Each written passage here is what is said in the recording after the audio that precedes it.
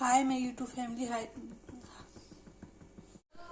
हाय मेरी YouTube family हमारे YouTube सीमा कश्मीर को आपका स्वागत है। गाइस नमस्कार। आज बन जाएंगे करेला और बैगन की भुजिया। ये देखिए काट दिया है, तेल गर्म हो गया, फ्राई कर लेंगे।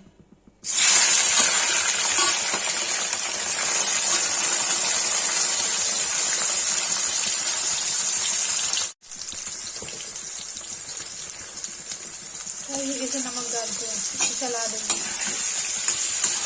फ्राई हो जाएगा। फिर बिना प्याज की भुजिया बनाएंगे।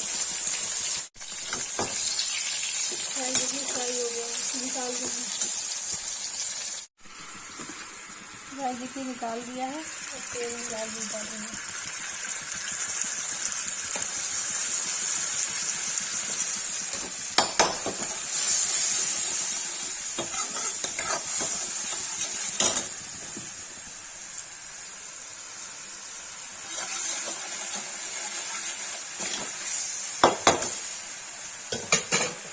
देखिए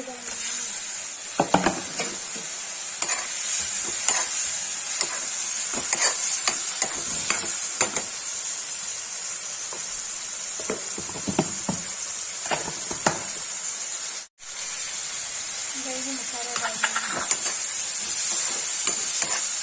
भून जाएगा तो पलट देंगे।